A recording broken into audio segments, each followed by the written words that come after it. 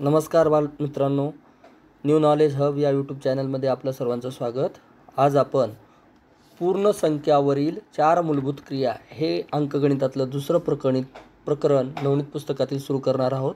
या अगोदरच्या व्हिडिओमध्ये या व्हिडिओ सिरीजमध्ये आपण अंकगणित हा भाग सुरू केलेला आहे. त्यामध्ये आपण संख्या व संख्यावरील क्रिया या प्रकरणामधील 1.6 पर्यंतचे स्वाध्याय आपण पाहितलेले आहेत आणि ते स्वाध्याय तुम्ही करून पण पाहितलेले आहेत.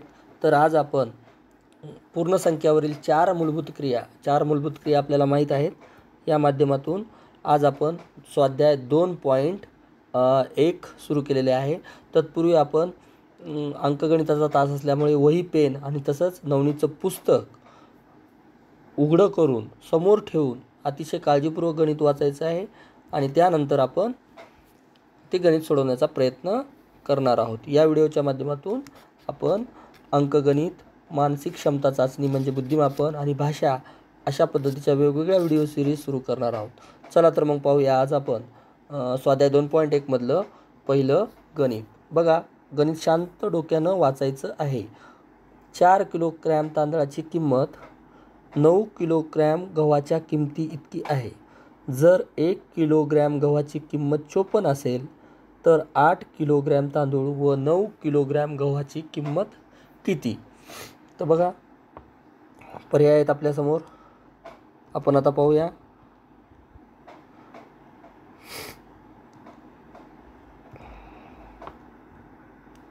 चार किलोग्रॅम तांदूळ याची किंमत किती आहे?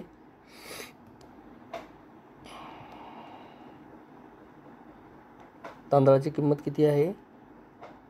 9 किलोग्रॅम गव्हा इतकी आहे. 9 किलोग्रॅम गहू याची जेवढी किंमत आहे, 4 किलो तांदळाची किंमत किती आहे?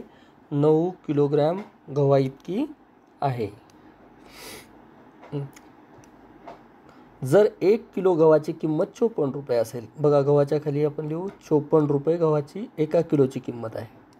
1 किलो गव्हाची किंमत किती आहे? 54 रुपये असेल तर आपल्याला गणितात विचारले, काय विचारले ते पहा काळजीपूर्वक. 8 किलोग्रॅम तांदूळ व 9 किलोग्रॅम गव्हाची किंमत किती? आता 1 किलो गव्हाची किंमत दिलेली आहे आपल्याला 54 रुपये. 9 किलो गव्हाची किती होईल? करून टाकूया. 9 चोक 36, 54 आणि 9चा गुणाकार, कारण 1 किलो गव्हाची किंमत किती आहे? बघा गणितातच दिले, 1 किलो गव्हाची किंमत 54 रुपये आहे. तर गणितातच परत आपल्याला विचारलं आहे 9 किलो गव्हाची किंमत किती? 9 किलो गहू बरोबर करूया 54 गुणिले 9, कारण 1 किलोची 54 आहे. 9 किलोचं विचारलं आहे आपल्याला. 9 ह्याचा गुणाकार करूया. 9 चोक 36, 7 आले 3, 9 5 45, 3 48, 486 रुपये. काय आलं? 486 रुपये 9 किलो गव्हाची किंमत आली. ओके, आता काय 9 किलो गव्हाची झाली. आता 8 किलो तांदळाची आपल्याला किंमत काढायची आणि 8 किलो तांदळाची काढायची. 8 किलो तांदूळ, 8 किलो तांदूळ बरोबर किती येईल? आता बघा, 4 किलो तांदळाची किंमत 9 किलो गव्हा इतकी आहे. 9 किलो गव्हाची आपल्याकडे आली 486. 4 किलो तांदळाची, तर 1 किलो तांदळाची किती? तर आपल्याला 486 भागिले 4 केलं की 1 किलो तांदळाची किंमत येईल. 1 किलो तांदळाची किंमत करूया भागाकार. 4 1 4, 4 2 8,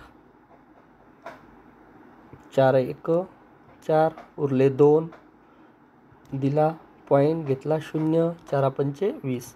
हां, तर 1 किलो तांदळाची किंमत ह्या भागाकारानं आपण काढली 121 रुपये 50 पैसे. आता आपल्याला काय करायचं आहे? 1 किलो कशाची आली किंमत? ही तांदळाची आली. आता आपल्याला किती तांदूळ विचारले इथं? 8 किलो तांदळाची, म्हणजे 121 रुपये 50 पैसे. बघा आपण करूया.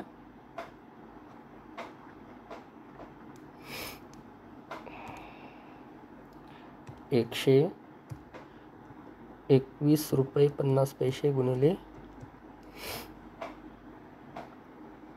किती विचारली 8 किलोची 8 किलो तांदूळ 1 किलो तांदळाची किंमत आपल्याला मिळाली.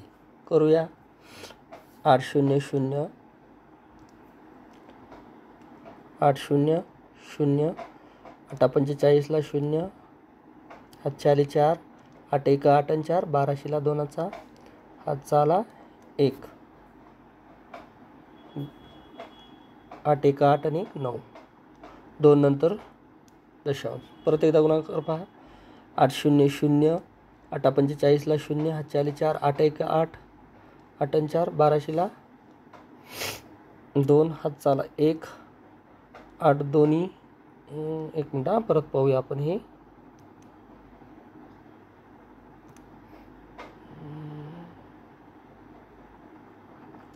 इथं परत पाहूया गुणाकार बरोबर करायचा आहे 121 रुपये 50 पैसे गुणिले 8 करायचं आहे आपल्याला 8 0 0 8 45 ला 0 हात 4 8 1 8 आणि 4 12 12ला 2 हात चाला 1 8 दोन्ही 16 आणि 1 17ला 7 हात चाला 1 8 1 8 आणि 1 9 2 नंतर दशांश द्यायचं आहे आपल्याला 972 रुपये आली. कशाची आली 8 किलो तांदळाची किंमत आली 972. आपल्याला विचारलंच होतं 8 किलो तांदूळ आणि 9 किलो गव्हाची किंमत किती. तर बघा आता 972 8 किलो तांदळाची ह्या गुणाकारानं आपण मिळवली. तर यांची बेरीज करूया 6 आणि 2 आता 9 किलो गहू आणि 8 किलो तांदूळ यांची बेरीज 6 आणि 2 8 8 आणि 7 15 चाला 1 4 आणि 1 5 9 आणि 5 14 1458 म्हणजे 1558. पर्याय नंबर डी. गणित खूप मोठं वाटते पण आपण थोडंसं बारकाईनं समजून घेतलं पाहिजे. आपल्याला बघा पहिल्या ओळीचं सांगितलेलं आहे त्यांनी 4 किलो तांदळाची किंमत 9 किलोग्रॅम गव्हाच्या किमती इतकी आहे. जर 1 किलो गव्हाची किंमत 54 रुपये असेल 1 किलोची किती असेल 54 रुपये तर 8 किलो तांदूळ व 9 किलो गव्हाची किती. बघा 54 रुपये 1 किलो गव्हाची आहे. आपल्याला गहू किती विचारले 9 किलो करून टाकले 54 गुणिले 9 केले 486 रुपये आलं इथं. आता राहिला प्रश्न 8 किलो तांदळाचा करायचा आहे आपल्याला. 8 किलो तांदूळाचा करत असताना आपण काय केलं 4 किलो तांदूळ बरोबर 9 किलो गहू 9 किलो गव्हाची किंमत आली 486 रुपये. इथं लिहिले 486 आणि ती 4 किलो तांदळाच्या बरोबरीची आहे ती किंमत. मग 4नं भागितलं मग 1 किलो तांदळाची किंमत आली आपल्याकडं 121 रुपये 50 पैसे. ठीक आहे 121 रुपये 50 पैसे काय आली 1 किलो तांदळाची किंमत आली. आपल्याला तांदूळ किती विचारले 8 किलो तांदूळ त्यांचा गुणाकार केला मग त्याचं उत्तर आलं किती 972 रुपये. मग 972 आणि 486 9 किलो गहू 8 किलो तांदूळ त्याचं उत्तर काय आलं मग 1458. थोडंसं काळजीपूर्वक तुम्ही पहा आणि तुम्हाला उत्तर कळून जाईल. अतिशय सोप्या पद्धतीने मी तुम्हाला सांगितलेलं आहे. चला तुम्ही त्यानंतरचं गणित पाहूया. त्यानंतरचं पूर्ण संख्यावरील 4 मूलभूत क्रिया स्वाध्याय 2.1 मधलं दुसरं गणित पाहूयात आपण. वाचून घ्यायचं शांत डोक्याने. पुस्तक तुमच्यासमोर आहे. 4 किंवा जास्त अंकाची संख्या 8ने विभाज्य असेल तर काय. पर्याय ए संख्या सम आहे. पर्याय बी शेवटचा अंक 8ने विभाज्य आहे. पर्याय सी शेवटचे 2 अंक 8ने विभाज्य आहेत. पर्याय डी शेवटचे 3 अंक 8ने विभाज्य आहेत. तर थोडंसं शांत डोक्यानं विचार केला की तुम्हाला कळल 4 अंकी किंवा जास्त 4च अंकी आपण घेऊया. 4 अंकी संख्या आहे.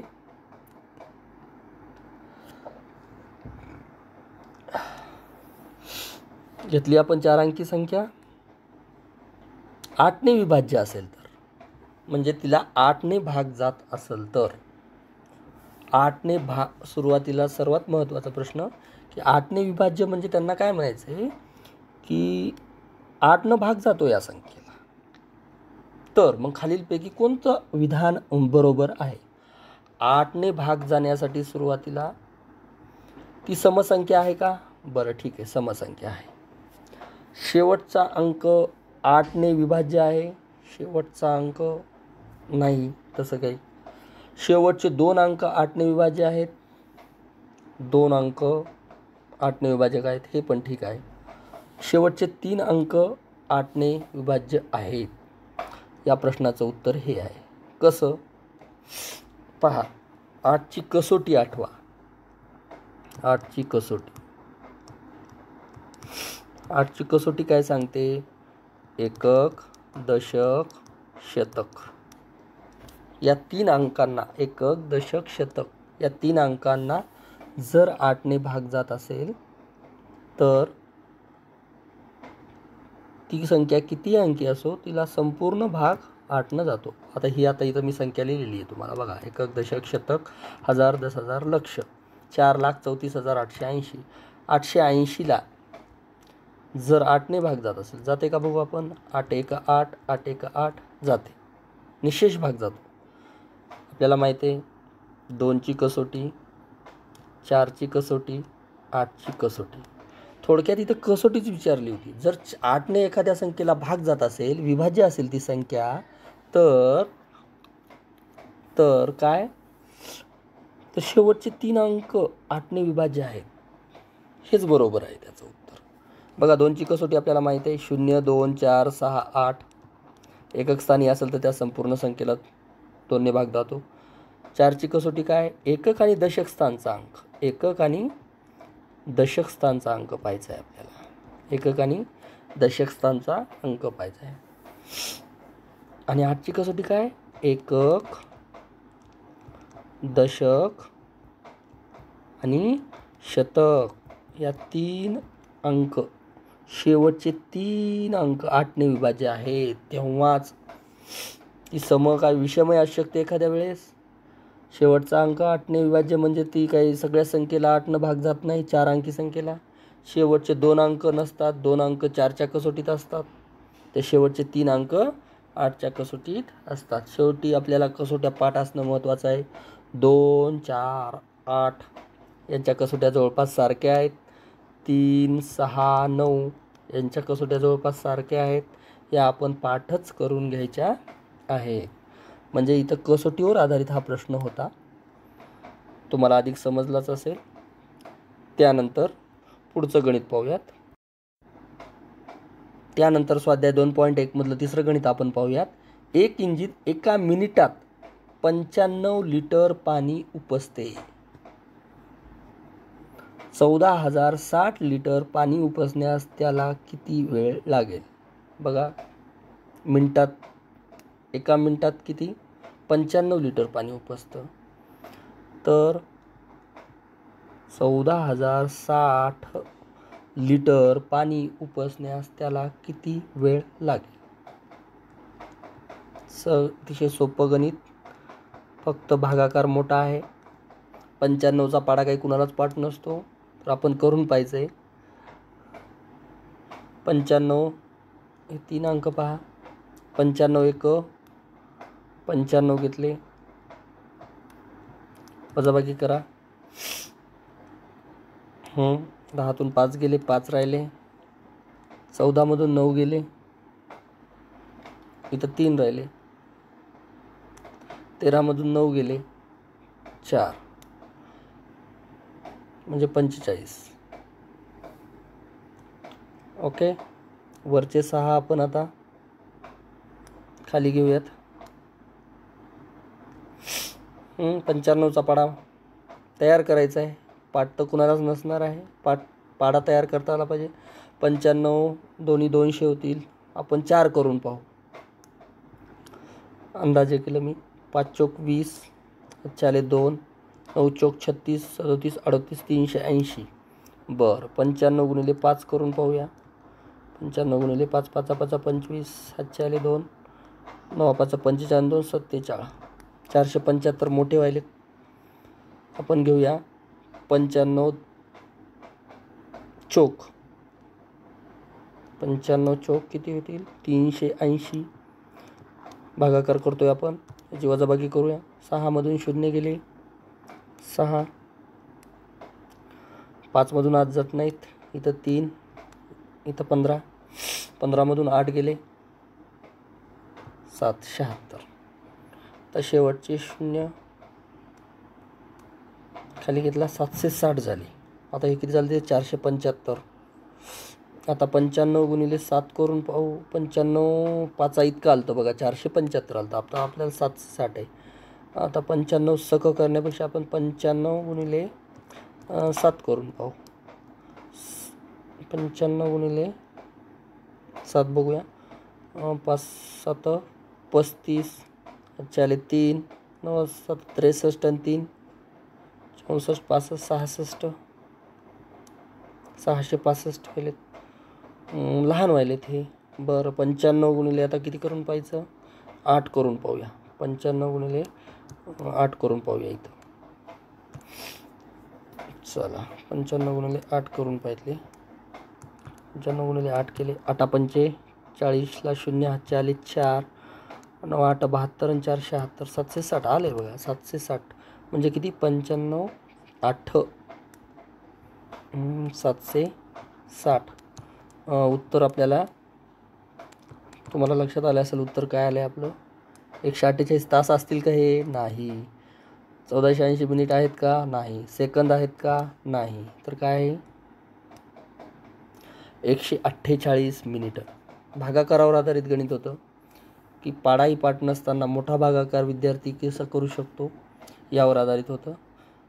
थोडंसं डोक्याचा वापर करून पाढा तयार करून आपण हे गणित केलेलं आहे. पहा हे आणि हा भागाकार 95ला 14,060ला 95नं आपण भागलेलं आहे. उत्तर मिळालं 148 मिनिटे. त्यानंतरचं मित्रांनो 2.1 मधलं चौथं गणित. दोन संख्यांची बेरीज बघा 9,87,654 आहे. 9,87,654 आहे. जर एक संख्या दुसरीपेक्षा 20,100 ने मोठी असेल, 20,100 ने मोठी असेल, तर दोन्हीपैकी मोठी संख्या कोणती? मोठी संख्या विचारली आपल्याला. दोन्हीपैकी मोठी संख्या कोणती? तर या 4 पैकीच असणार आहे दोन्हीपैकी मोठी संख्या. चला घेऊन पाहूया आपण. बघा एक पर्याय उचलूया आपण. अशा प्रश्नाचं उत्तर आपल्याला पर्यायातूनच काढायचं असते. एक डी नंबरचा पर्याय उचलूया. समजा ती मोठी संख्या काय आहे, 5,03,877 आहे असं गृहीत धरू.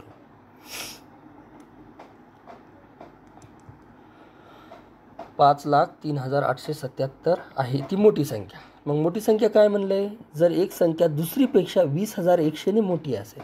ही समजा ही जी संख्या आहे ही 20,100 ने मोठी असेल, तर मग छोटी संख्या काढू आपण, है की नाही.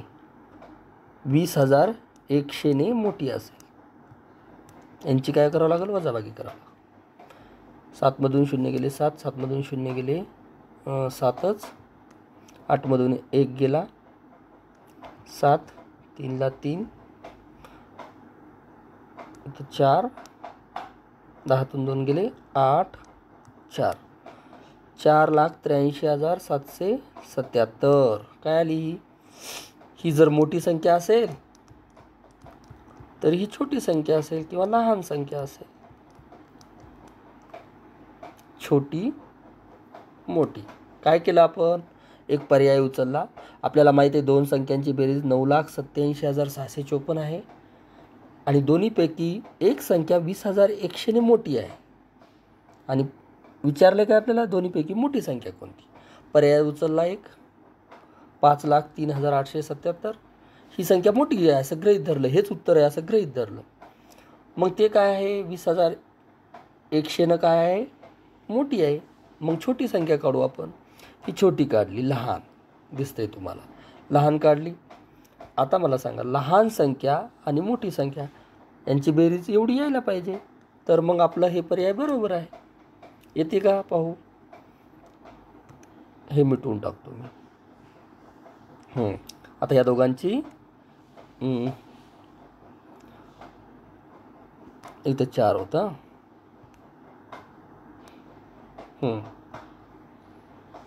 यांची बेरीज 7 आणि 7 14, हातचा आला 1, 7 आणि 7 14 आणि 1 15, 54 आलं. म्हणजे बघा दुसरं कुठं 54 नाही. 54 आलं बघा. येऊ शकते उत्तर हे. 8 आणि 7 चला 1, 8 आणि 1 9, 9 आणि 7 9 आणि 7 16, चला 1, 3 आणि 3 6 आणि 1 7, इथं 8, 5 आणि 4 9. आलं की उत्तर आपलं 9,87,654. म्हणजेच ही मोठी संख्या आहे. आता बायचान्स मी पर्याय हे घेतला म्हणून हे उत्तर आलं, पण तुम्हाला परीक्षेत प्रत्येक पर्याय पाहावा लागणार आहे. बघा गणित कसं होतं, अतिशय सोपं गणित आहे. थोडंसं डोकं लावायचं काम आहे. बघा 2 संख्याची बेरीज आपल्याला माहीत आहे किती आहे, 9,87,654. त्या 2 संख्यापैकी एक संख्या दुसरीपेक्षा 20,100 ने मोठी आहे. तर मोठी संख्या कोणती? मोठी संख्या कोणती? मोठी संख्या पर्यायात दिलेली. या पर्यायापैकी एक मोठी संख्या आहे. एक उचलली 5,03,877. त्याच्यामधून आपण काय केलं, ती मोठी आहे. कितीनं मोठी आहे? 20,100 मोठी आहे. 20,100 वजा केले. आलं उत्तर काय? 4,83,777. मग ही लहान संख्या आली. ही मोठी संख्या लहान संख्या यांची बेरीज एवढी यायला पाहिजे, आली इथं. म्हणून उत्तर आपलं काय येईल? पर्याय नंबर डी. या पर्यायाला आपण गोल करणार आहोत. त्यानंतरचं स्वाध्याय 2.1 मधलं 5वं गणित आज आपण पाहणार आहोत. आता बघा काय म्हणते गणित, शांत डोक्याने वाचून घ्यायचं आहे. एक इंजिन एका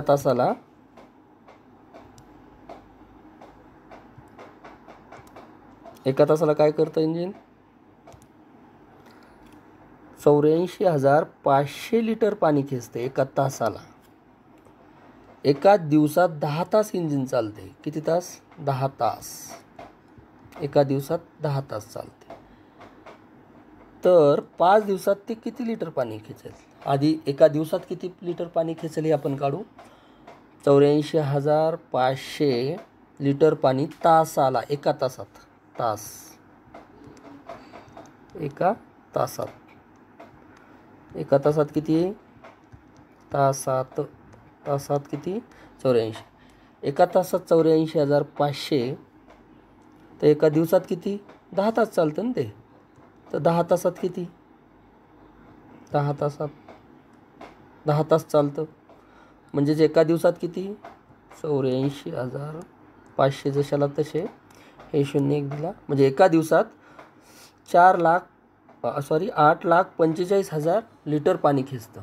एका दिवसात किती? एका दिवसात बघा लिहायला थोडंसं प्रॉब्लेम. दिवसात किती? 8,45,000 लिटर पाणी खेचतं. तर आता काय करायचं? 5 दिवसात किती? गुणिले 5 करायचं. सोपा प्रश्न होता. 5 0 0 5 0 0 5 0 0 5 5 25 ला 5 हातचे आले 2 5 चौक 20 आणि 2 22 2 5 चौक 20 आणि 2 22 हातचे आले परत 2 8 45 आणि 2 42. हे उत्तर आलेलं आहे आपलं. आहे का पर्याय? आहे. पर्याय नंबर याचं पण उत्तर डीच आलेलं आहे बघा.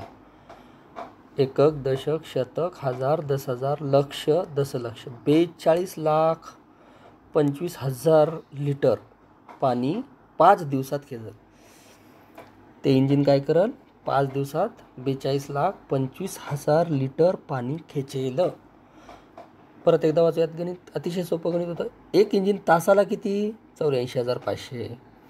एका दिवसात किती तास चालतं? 10 तास चालतं. एका दिवसात 10 तास चालतं. तासाला एवढं. तर मग एका दिवसात किती पाणी खेचेल? 8,45,000 लिटर एका दिवसाचं झालं. आपल्याला किती दिवसाचं विचारलं? 5 दिवसाचं. हे 5 दिवसाचं. काढलं उत्तर आपण. त्यानंतरचं गणित. त्यानंतर स्वाध्याय 2.1 मधलं 6वं गणित पाहूयात आपण. कापडाचे वेगवेगळे प्रकार पुढील दराने उपलब्ध आहेत. एका दुकानात कापडाचे दर असे आहेत बघा. ए पर्याय 460 रुपयाला 23 मीटर कापड आहे. 375ला 15 मीटर कापड आहे. 912ला 38 मीटर कापड आहे. 396ला 18 मीटर कापड आहे. तर वरीलपैकी सर्वात स्वस्त आहे. कोणतं कापड सर्वात स्वस्त आहे असं म्हणाले. चला पर्याय ए पाहूया. ए 466 रुपयाला 23 मीटर कापड आहे. बी पर्याय पाहूया. 912 रुपयाला 38 मीटर कापड आहे. सी पर्याय पाहूया. 375 रुपयाला 15 मीटर कापड आहे. डी पर्याय पण पाहूया. 396 रुपयाला 18 मीटर कापड आहे. बघूया कोणतं स्वस्त पडेल आपल्याला. भागाकारच करायचा होता. पहिलं बघूया ए पर्याय. 460 23 दोन्ही 46. याचं उत्तर किती आलं हे शून्य देऊन टाकला. 20 रुपये मीटर. पहिल्याचं उत्तर काय आलं 20 रुपये मीटर. बरं ठीक आहे. आता 912 भागिले 38. बघा 38 दोन्ही किती होतात. 912चं 38 दोन्ही 8 दोन्ही 16 चालेल. 3 दोन्ही 6 1 76. बघा 38 दोन्ही 76. 38 दोन्ही 76. उरले किती 76 आणि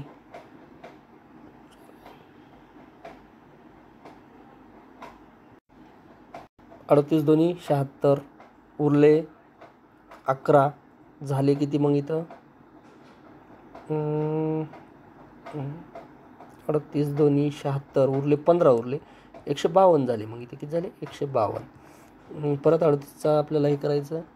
तर 38 चौक पाहू 8 32 3 12 आणि 3 15 152. म्हणजे 38 चौक म्हणजे ह्याचा भाव आला 24 रुपये. बघा पहिल्याचा 20 आला. दुसऱ्याचा 24 रुपये आला. हे 20 रुपये हे 24 रुपये दुसऱ्याचा भाव. तिसऱ्याचा बघूया. बघा 375 भागिले 15. 15 दोन्ही 30. उरले 7. 15 5 75. 25 रुपये. सोपा भागाकार होता. हाच पाडा मोठा होता फक्त. त्यानंतर बघा 18 1 18. 18 दोन्ही 36. उरले 3 आणि 18 दोन्ही 36. हे झाला 22 रुपये. अतिशय सोपं. हे 22 रुपये हे 25 रुपये. आता आपल्याला गणितात काय विचारलं. वरीलपैकी सर्वात स्वस्त कोणतं. पर्याय ए येऊन जाईल उत्तर. वरीलपैकी सर्वात स्वस्त 20 रुपये हे 24 रुपये हे 25 रुपये हे 22 रुपये. मग सर्वात स्वस्त कोणतं आहे. पर्याय ए उत्तर येईल. हे सर्वात महाग कोणतं आहे आता तुम्ही कमेंटमध्ये मला सांगा. त्यानंतरचं गणित मित्रांनो स्वाध्याय 2.1 मधलं 7वं गणित. विनयला रोज शांत डोक्यानं आपल्याला गणित वाचायचं आहे. विनयला रोज 3 तास दररोज किती 3 तास याप्रमाणे सतत 15 दिवस काम केल्याबद्दल 1125 रुपये मिळतात. तर त्याला त्याच्या प्रत्येक तासाच्या कामाबद्दल किती रुपये मिळतात. बघा 15 दिवसाचे किती मिळतात. 15 दिवसाचे किती मिळतात 1125 रुपये. 15 दिवसाचे 1125 रुपये. याच्यावरून आपल्याला एका दिवसाची काढता येईल. काय करावं लागेल 1125 भागिले 15 असा भागाकार शिकायचा. आता तुम्ही डायरेक्ट करायचा. बघा आपण भागाकार आपल्याला आला पाहिजे. बघा 15 सक्की 90. 15 साती 514 म्हणजे 105. 105 आणि 7 उरले. मग इथं 105 म्हणल्यानंतर 112 आहेत नाही. 7 उरले झाले 75. 15 5 75 म्हणजे एका दिवसात त्याला किती रुपये रोज पडायला आहे 75 रुपये एका दिवसात. पण आपल्याला एका दिवसात विचारले का त्यांनी किती पडायला आहे? नाही, प्रत्येक तासाला किती मिळतात विचारले. एका दिवसात 75 रुपये पडतात, तर तो काम किती तास करतो? 3 तास. पुन्हा 75 भागिले 3, कारण एका दिवसामध्ये तो 3च तास काम करतो. 3 दोन्ही 6, 1 उरला, 3 5 15, काय होईल? 25 रुपये. 25 रुपये काय? तासाला. पर्यायाचं उत्तर आलेलं आहे आपल्याला. बघा कोणता पर्याय आहे ते? 25 रुपये. पर्याय डी. त्यानंतरचं गणित स्वाध्याय 2.1 मधलं 8वं गणित पाहूयात आपण. अगोदर वाचून घ्यायचं आहे. तुमच्यासमोर पुस्तक आहे, वही आहे आणि पेन आहे. बघा, शुक्रवारी 1250 लोक सर्कस बघायला गेले. किती लोक गेले शुक्रवारी? 1250 लोक गेले. शुक्रवारच्या तिप्पट लोक शनिवारी गेले. बघा, दुप्पट नाही, तिप्पट लोक गेले शनिवारी. सगळे मिळून या 2 दिवसात, 2 म्हणजे कोणत्या दिवसात? एकदा शुक्रवारी आणि शनिवारी किती लोक सर्कस बघायला गेले? अतिशय सोपं गणित आहे. बघा, शुक्रवारला किती गेले? 1250 गेले. बरं, शनिवारला पाहू.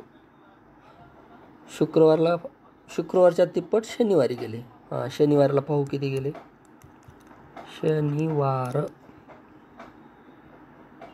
शनिवारला किती गेले? शुक्रवारच्या तिप्पट. शुक्रवारी किती गेले ते? 1250. तिप्पट म्हणजे 3 न गुणायचं. गुणाकार करा. असा गुणाकार आता सोपा आला पाहिजे. 3 0 0, 3 5 15, चला 1, 3 2 6 आणि 1 7, 3 1 3, 3750. मग 3750 काय आलं? शनिवारी गेलेले लोक. आता काय विचारले त्यांनी? 2 दिवसात या, म्हणजे या शुक्रवारी आणि शनिवारी मिळून या 2 दिवसात किती लोक गेले. करूया आपण. शुक्रवारी किती गेले ते? 1250. 1250. त्यानंतर शनिवारी किती गेले? शनिवारी आपण काढलं शुक्रवारच्या तिप्पट. 3750. 3750. या दोघांची काय करायची? बेरीज करायची. सोपं. 5 5 10 0, हातचाला 1, 7 2 9 1 10, 10ला 0, हातचाला 1, 1 1 2, 2 3 5. एकूण शुक्रवार शनिवार मिळून किती लोक गेले? 5000 लोक सर्कस बघायला गेले. हे या गणिताचं उत्तर आहे. बघा काय केलं. शुक्रवारला एवढे गेले होते 1250. शनिवारला 1250च्या तिप्पट लोक गेले होते, म्हणजे 3750 गेले होते. मग शुक्रवार आणि हे या दोघांची बेरीज आपण केलेली आहे. त्याचं उत्तर आले 5000. पर्याय बी आपण नवोदयच्या परीक्षेमध्ये गोल करणार आहोत, लक्षात ठेवायचं. त्यानंतरचं गणित विद्यार्थी मित्रांनो, स्वाध्याय 2.1 मधलं शेवटचं गणित आहे हे, आणि ते गणित आपण वाचूयाच अगोदर. 2 संख्यांची बेरीज. बघा, 2 संख्यांची बेरीज 3,45,678 आहे. जर एक संख्या दुसरीपेक्षा 16,016ने मोठी असेल तर मोठी संख्या कोणती? बघा, या स्वाध्यायामधलं स्वाध्याय 2.1 मधलं 4थं गणित आपण पाहितलं होतं. तसंच, अगदी तसंच हे गणित आहे. पाहूया आपण हे ना. आता बघा, 2 संख्यांची बेरीज किती आहे?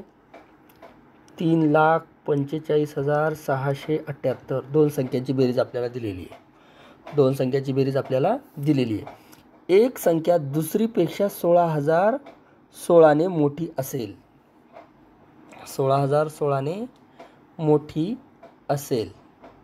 16,016ने मोठी असेल तर मोठी संख्या कोणती? म्हणजे मोठी संख्या या पर्यायामध्येच आहे. घेऊन पाहूया पहिला पर्याय. दुसरा घेऊन पाहूया आपण.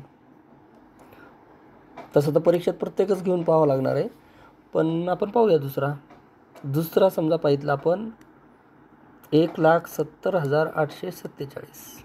हा पर्याय घेऊन पाहितला. ही मोठी संख्या समजलं. कोणती? ही मोठी, ही मोठी आहे. मग छोटी काय असेल ही वजा करूया याच्यातून. 16,016 वजा केले. 7मधून 6 गेले, 7मधून 6 गेले, 1 राहिला. 4मधून 1 गेला, 3 राहिले. 8मधून 0 गेला, 8च राहिला. इथं 6 केले, इथं 10, 10मधून 6 गेले 4, 6मधून 1 गेला 5, 1,54,831. ही काय आली? छोटी आली. छोटी, ही मोठी, ही छोटी आली. मग या दोघांची बेरीज येते का तेवढी पाहूया आपण. ही मोठी पर्यायातून आपण घेतलेली, बघूया. 7 आणि 1 8 आली की. 4 आणि 3 7 हे पण आलं. 8 आणि 8 16 राईट, हे पण आलं. 8 आणि 8 16 आपण इथं प्रत्यक्षात करून पाहूया. हे मिटवतो मी. दुसरा पर्याय घेतला होता आपण. बघा दुसरा पर्याय कुठे?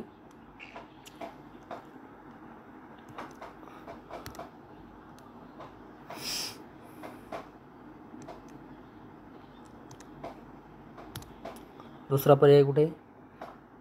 1,70,847. ही काय मोठी आहे, ही मोठी आहे आणि ही लहान आहे. मग दोन्हीची बेरीज आपल्याला माहीत आहे ना, गणिताचं सांगितलं. या दोन संख्यांची बेरीज 3,45,000 आहे. बघूया.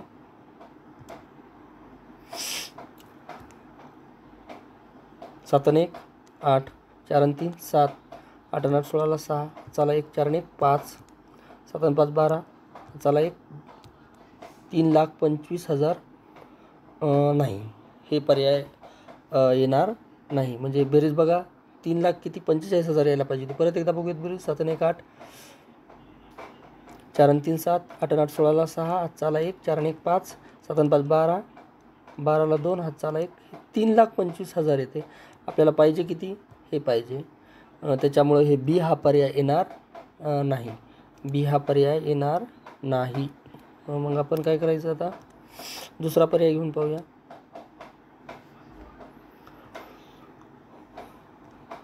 दुसरा पर्याय घेऊन पाहूया. असंच आपल्याला तिथं करावं लागणार आहे परीक्षेमध्ये. बघा दुसरा पर्याय 1,80,847. तिसरा पर्याय घेतला आपण. आणि या पर्यायातून काय केलं? कितीनं मोठी आहे ती? 16,016 वजाबाकी केली. 7मधून 6 गेले 1, 4मधून 1 गेला 3, 8मधून 0 8, इथं 7, 10मधून 6 गेले 4, 7मधून 1 गेला 6, 1मधून 1च इथं. ही मोठी जर गृहीत धरली तर ही छोटी आली, ही लहान आली. आता यांची बेरीज येते का भाऊ? 7 आणि 1 8 आलेली आहे. ह्याची बेरीज करतोय आपण आता. 7 ही मोठी आणि छोटी, कारण दोन संख्याची बेरीज आहे. 7 आणि 1 8 आली बेरीज. 4 आणि 3 7 आलं. 8 आणि 8 16 6, चाला 1, 4 आणि 1 5 आलं. परत एकदा आपण याच्यावरच करून पाहूया. बघा पर्याय कोणता घेतला होता आपण?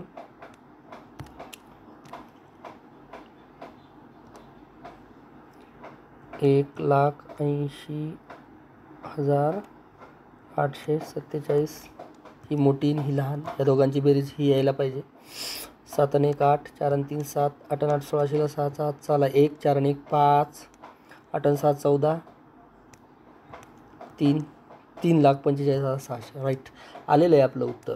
म्हणजे बघा आपण काय केलं सुरुवातीला, पर्यायातून एक मोठी संख्या कोणती असेल हे सांगितलेलं आहे. पर्यायातून ही मोठी संख्या पहिल्यांदा ही घेऊन पाहिली आपण, पण ही घेतल्यानंतर 16,016 आणि मोठी असल्यामुळे आपण त्याच्यातून ती वजा केली आणि बेरीज करून पाहिली तर येत नव्हती. मग 1,80,847 घेतली, त्याच्यामधून 16,016 वजाबाकी केली, कारण ती मोठी आहे एवढ्यानी, म्हणून मग छोटी आली. ही लहान आली. ही लहान आणि ही मोठी. आहे की नाही. लहान आणि ही लहान आणि ही लहान आणि ही मोठी. मग यांची वजाबाकी केल्यानंतर काय आलं 3,45,678. यांची बेरीज केली आपण, मोठी आणि छोटीची बेरीज केली, उत्तर आलं 3,45,000. म्हणजेच मोठी संख्या कोणती आपल्याला गणित जे विचारलं होतं ते आलेलं आहे 1,80,847 हे आपल्या प्रश्नाचं उत्तर सी हे पर्याय बरोबर आहे. तर विद्यार्थी मित्रांनो, आज आपण स्वाध्याय 2.1 मधले एकूण 9 गणितं पाहिलेली आहेत. ही गणितं प्रत्यक्षात तुम्ही शांत डोक्यानं पुस्तक समोर ठेवून पुन्हा पुन्हा करून पहा, कारण गणितात प्रॅक्टिस मेक मॅन परफेक्ट हे सूत्र लागू होतं. पुन्हा पुन्हा आपल्याला त्याचा सराव करावा लागणार आहे. व्हिडिओ पुन्हा पुन्हा पहा, लाईक, शेअर, सबस्क्राईब करायला विसरू नका. आपल्या जवळच्या मित्रांना पाठवा आणि नवोदयला लागण्याचा मार्ग अधिक सुकर करा. चला तर भेटूया नंतरच्या व्हिडिओमध्ये. धन्यवाद.